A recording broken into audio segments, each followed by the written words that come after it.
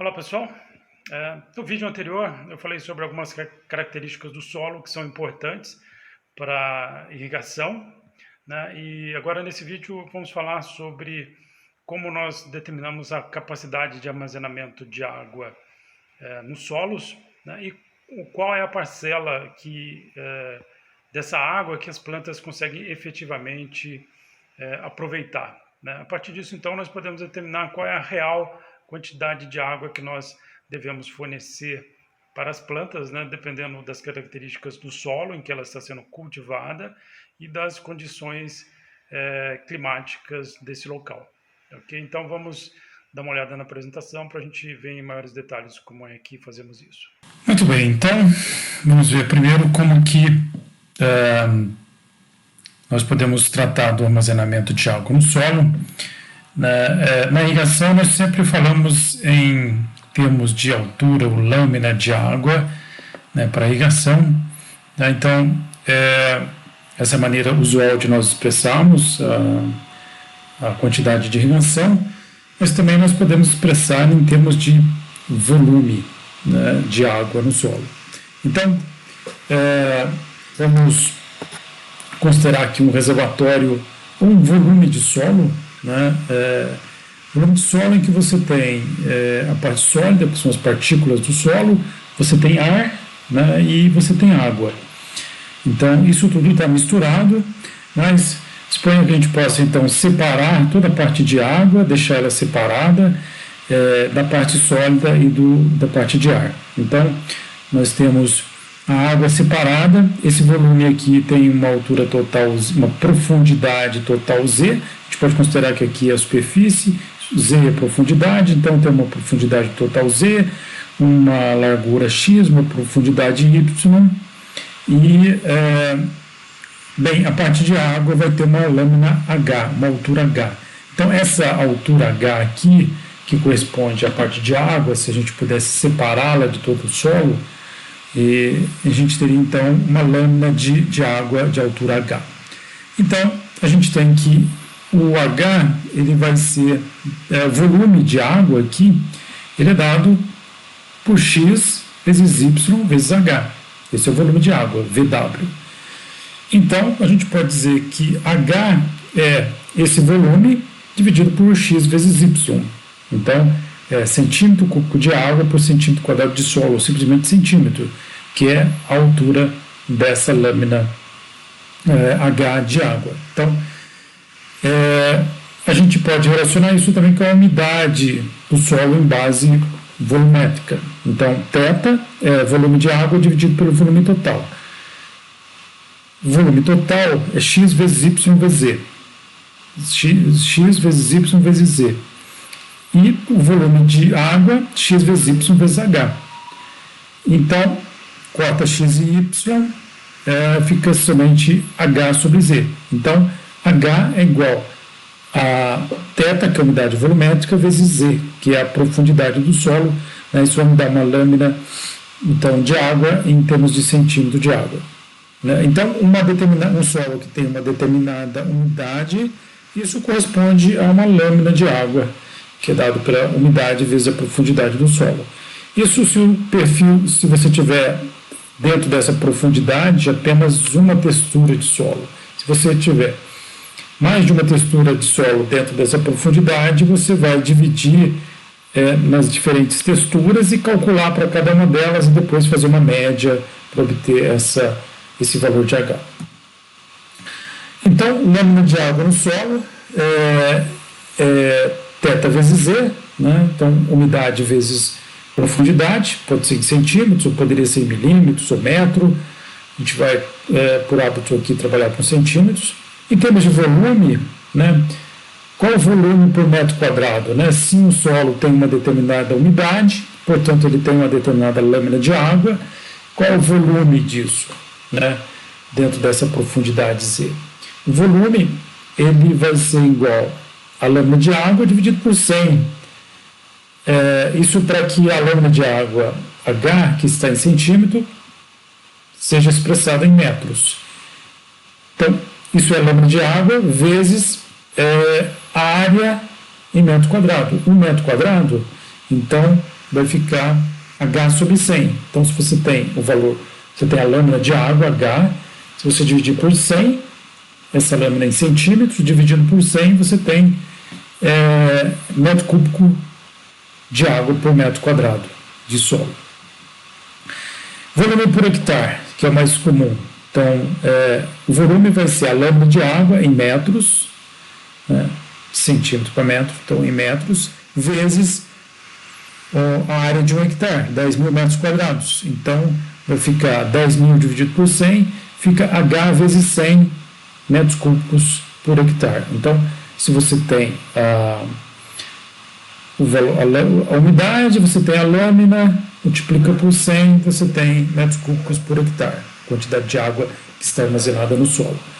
Então, por exemplo, considere um solo com 30% de umidade volumétrica até a profundidade de 30 centímetros. Qual vai ser a lâmina armazenada e qual é o volume por hectare? A lâmina armazenada é a umidade volumétrica, 0,35, vezes a profundidade. Eu estou considerando até 30 centímetros. Isso me dá 10,5 centímetros de lâmina de água até essa profundidade. Que podemos expressar como 105 milímetros, mas se multiplicarmos 10,5 por 100, para dar em metros cúbicos por hectare, então vai dar 1050. Outro exemplo, um solo com densidade global de 1,3 tem 22% de umidade gravimétrica, então em base gravimétrica, até a profundidade também de 30 centímetros. Qual a lâmina e qual o volume por hectare? Primeiro, converter a umidade gravimétrica em volumétrica. Vai ser 0,22 vezes 1,3, que é a densidade global, dá 0,286 de umidade volumétrica. A lâmina vai ser essa umidade, vezes 30, que é a profundidade, dá 8,58 centímetros, vezes 100, que é para hectare, dá 858 metros cúbicos por hectare de água. Então, é importante ter em mente essa analogia entre umidade, lâmina de água e volume de água. Isso é importante para você dimensionar, ter uma ideia do quanto de água a cultura precisa, quanto de água você tem que ter disponível para poder fazer a irrigação.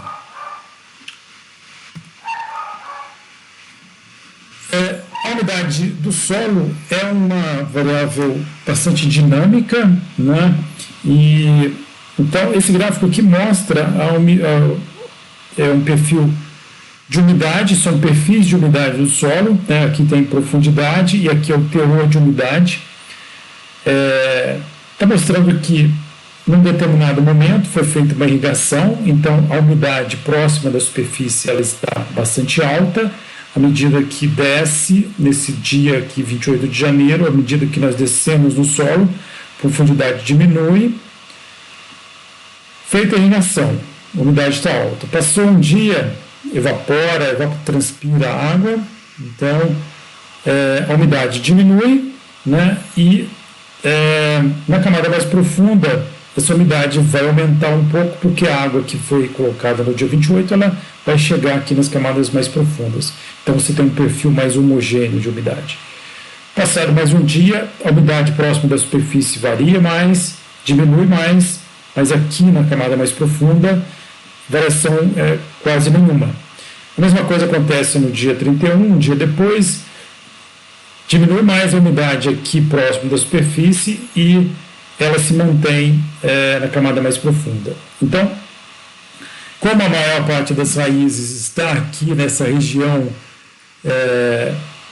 de maior variação da umidade, então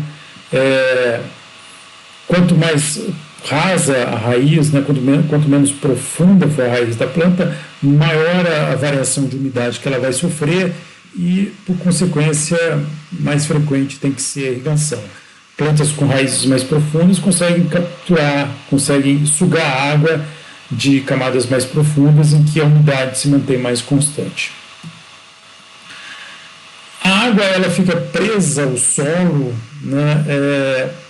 devido a duas forças, a força de tensão superficial e a força de absorção. A força de tensão superficial ela é dominante em solos úmidos e a de adsorção ela é dominante nos solos mais secos. Nós não conseguimos separar essas duas forças, mas elas são dominantes nessas condições, né? As duas forças juntas é o que a gente chama de forças matriciais do solo ou potencial matricial, potencial mátrico do solo, né? São essas duas forças que retêm a água entre as partículas do solo.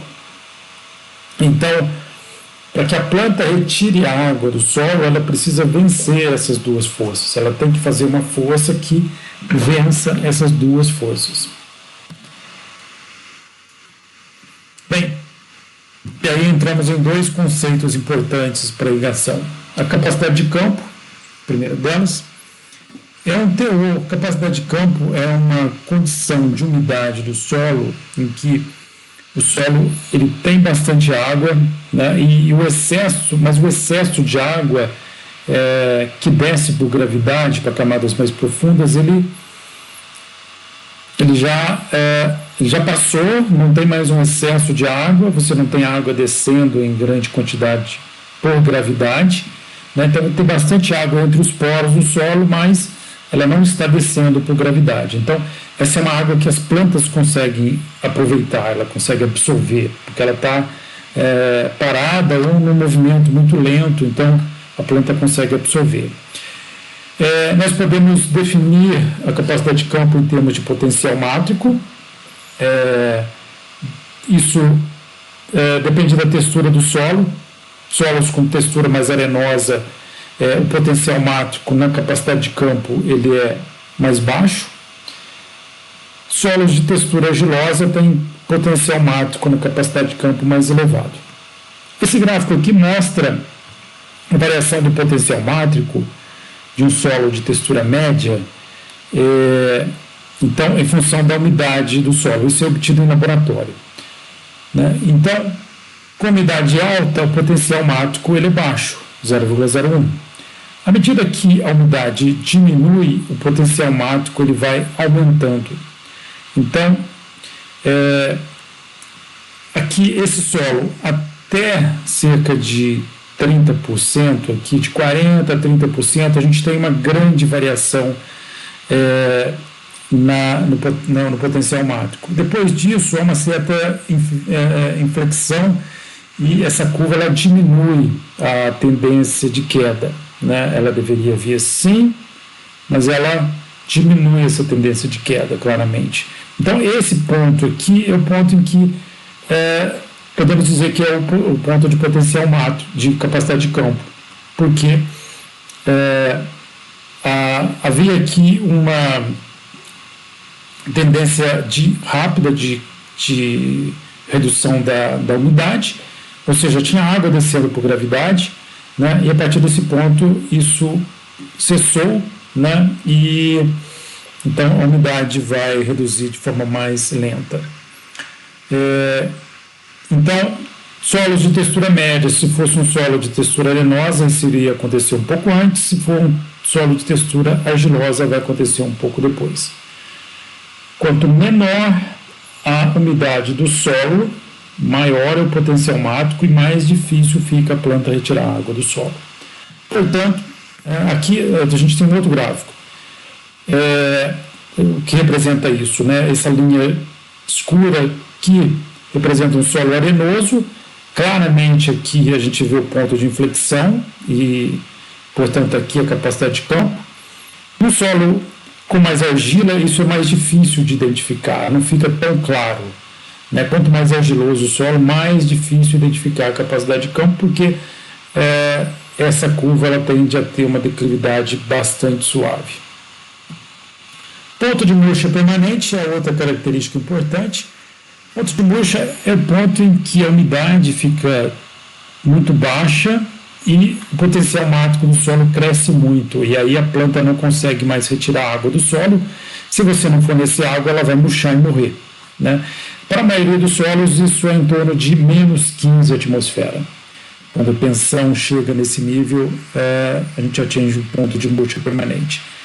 É importante que esse ponto é um limite que isso vai acontecer, mas não se deve deixar a planta chegar próximo desse ponto de murcha permanente, senão a produtividade deverá cair muito.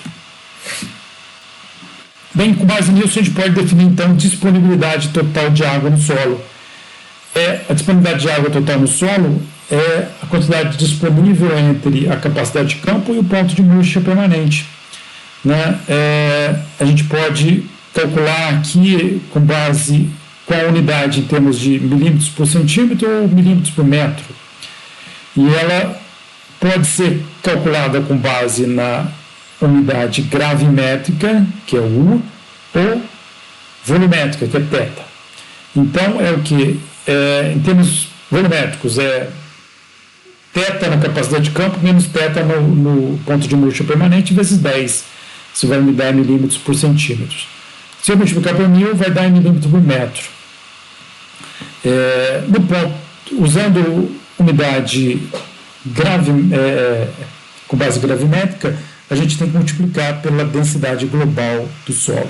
Então, isso me dá quantidade de água por unidade, por profundidade de solo, para cada centímetro de solo, para cada metro de solo. Então, é a quantidade de água que não é a saturação, né? É essa quantidade entre a capacidade de campo e o ponto de murcha, porque é nesse intervalo em que a planta ela consegue realmente utilizar a água do solo. Quando está saturado ou quando está com uma umidade muito baixa, ela não consegue absorver. Aqui a gente tem tabelas que, como essa aqui, a gente pode obter a umidade na capacidade de campo e no ponto de murcha permanente para diferentes texturas do solo. É possível fazer um ensaio em campo para poder determinar a capacidade de campo e o ponto de murcha, mas a gente pode tirar, se você não tiver um ensaio feito, não tiver um teste, você pode tirar dessas tabelas aqui os valores de capacidade de campo e ponto de murcha permanente. Inclusive aqui a disponibilidade total de água já tem calculada. Capacidade real de água no solo é a dTA vezes Z. Z é o que? Z é a profundidade efetiva do sistema radicular. Z é a profundidade em que cerca de 80% das raízes das plantas estão localizadas. Então, a gente tem tabelas como essa daqui que nos dão um valor de Z para diferentes culturas. Né? Então, culturas que têm raízes pouco profundas, por exemplo, aqui arroz, por exemplo, amendoim, e culturas que têm raízes bastante profundas, como, por exemplo, aspargo, como beterraba, melancia. Então, a gente pode tirar dessas tabelas o valor de Z. Então, o que interessa de capacidade, a capacidade que interessa para as culturas, né, é essa quantidade de água que está dentro até essa profundidade das raízes. A água que está abaixo dessa profundidade não é aproveitada pela planta, então não tem interesse para irrigação. Disponibilidade real de água no solo vai ser o CRA, que é o anterior aqui, dividido por F, ou dTA vezes Z vezes F. F é um fator de segurança que depende da sensibilidade de cada cultura à redução de umidade do solo. Varia de 0,2 a 0,8. Valores baixos são para culturas mais sensíveis. Valores altos são para culturas menos sensíveis. Então, verduras e legumes, por exemplo, são bastante sensíveis. O valor pode ser adotado como 0,4. Grãos, algodão, são menos sensíveis. Pode ser 0,6, por exemplo. Existem tabelas em que você pode determinar o valor de F em função do grupo em que ela se localiza, 1, 2, 3, 4, tem as culturas aqui, algumas culturas, em função da ETO, que é a evapotranspiração de referência. Né? Por exemplo, tomate, grupo 2. Grupo 2 para uma ETO de 4 milímetros por dia, vai dar 0,48, o valor do F. Então, o F é um desconto que você dá para essa sensibilidade das plantas, porque às vezes o solo tem água disponível dentro da zona de raízes, mas tem plantas que não conseguem absorver, são mais sensíveis à redução de umidade. Então isso tem que ser levado em consideração. Aqui um exemplo de cálculo dessas variáveis que eu acabei de mencionar, né? Então, suponha aqui que você tem um perfil de solo de 100 centímetros no total e esse solo possui diferentes texturas, até 30 centímetros, de 0 a 30 centímetros de profundidade, ele tem esses valores de umidade na capacidade de campo e no ponto de murcha, e essa é a densidade global. Entre 30 e 80 centímetros, temos esses valores, e entre 80 e 100 centímetros tem outra textura de solo com esses outros valores. Isso é muito comum de acontecer. Então, baseado nessa informação, calcule qual que é a disponibilidade total de água em cada uma das camadas. Temos as umidades em base gravimétrica e a densidade global. Então, umidade na capacidade de campo menos umidade no ponto de murcha vezes a densidade global de cada uma das camadas.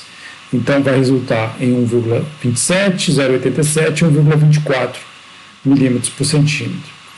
Então, você vê que, dependendo da textura, a gente tem essas variações em cada ao longo da profundidade do solo.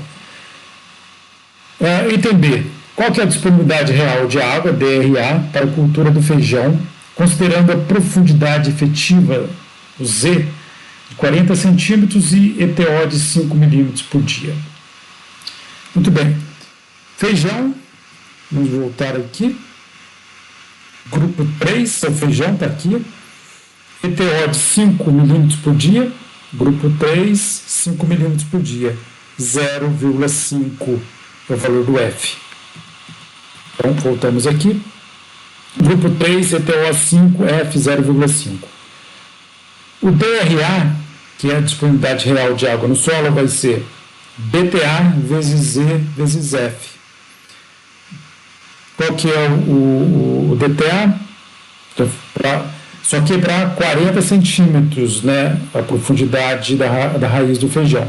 Então, a gente vai ter 30 centímetros dentro da primeira camada, mais 10 centímetros dentro da segunda camada. Portanto, vai ser 1,27 vezes 30, DTA vezes Z, que é 30 na primeira camada, vezes 0,5, que é o F. Mais 0,87, que é o DTA na segunda camada, vezes 10, porque é 40 centímetros, foi 30 na primeira, mais 10 para dar 40. Então, 0,87, que é o DTA, vezes 10, que é o Z, vezes 0,5, que é o F. Multiplicando e somando, 23,4 milímetros é o DRA, disponibilidade real de água para essa cultura, né, com esse solo com essas características. Bem, e aí a gente chega na irrigação real necessária, o IRN. Para alguns sistemas de irrigação, o IRN, quando você vai fazer o dimensionamento do sistema de irrigação, o IRN é igual ao DRA. Qual que é a quantidade de água que eu tenho que fornecer para a planta? Vai ser a quantidade equivalente à disponibilidade real de água no solo, né? Quando você tem um tipo de sistema de irrigação pivô central, um autopropelido localizado, o IRN pode ser menor do que o DRA. A prática usual. Então você pode irrigar com maior frequência quando você tem esse tipo de método. É mais fácil de irrigar nos sulcos de infiltração, na aspersão convencional, a irrigação dá mais trabalho você fazer com frequência, né? E então a gente tem também a irrigação total necessária, vai ser o IRN dividido pela eficiência do sistema, né? A irrigação total necessária é o que você tem que tirar de água da sua fonte de água até chegar no solo, né? Que essa eficiência tem a ver com as perdas que tem no meio do caminho. Então, isso aqui é o que você vai ter que fazer a captação lá no rio ou no reservatório que você tem a água. E a gente pode também, a partir do IRN, calcular o turno de rega, que a gente vai ver depois para fazer o dimensionamento do sistema. Você dimensiona para um determinado turno de rega. Ou seja, turno de rega é o número de dias entre uma irrigação e outra. Tá? Quantos dias eu vou demorar para fazer uma nova irrigação? É o IRN dividido pela evapotranspiração potencial da cultura. Tá? Então, porque evapotranspiração é quanto a cultura perde de água. Né? Então, na prática da irrigação, no dia a dia, quando você vai fazer efetivamente a irrigação, você tem que monitorar o quanto de água a planta está perdendo, o solo está perdendo, né? Então, tem que acompanhar a evapotranspiração ou mesmo a umidade do solo. Então, quando o solo, depois de uma irrigação, depois de feita a irrigação, a partir do momento que você fez a irrigação, ele começa a perder água, né? Então, quando essa perda de água atingir o valor correspondente ao IRN, lembrando que o IRN ele tem que ser, pode ser no máximo igual ao DRA, então, quando a perda de água chegar ao valor equivalente ao DRA, você tem que fazer uma nova irrigação, porque chegou num limite de perda de água que a planta vai começar a sofrer, né, vai perder produção se você deixar diminuir mais a umidade. Tá? Então, por isso que é chamada de irrigação real necessária. É quando você teve uma perda equivalente ao valor do DRA, então você tem que irrigar e vai irrigar nessa quantidade equivalente ao DRA. Né? Em sistemas mecanizados, você pode fazer isso um pouco antes, pode esperar um pouco, aliás, fazer um pouco antes para antecipar e não deixar chegar próximo do limite. Tá? Então, no turno de rega, esse é usado, o turno de rega é o espaçamento entre a irrigação é feita em projeto para uma condição crítica, mas depois que o sistema está operando, você pode usar intervalos de dias menores do que o turno de rega. Tá? Ele vai ser sempre um valor redondo. Se você calcular o turno de rega de 4,4 dias, por exemplo, você arredonda para 4 dias, tá? Para não correr o risco da cultura ficar sem água para se desenvolver. Ok? Então, essas são as variáveis mais importantes de se calcular para a gente dimensionar a capacidade de água no solo e quanto de água que a cultura precisa durante a irrigação.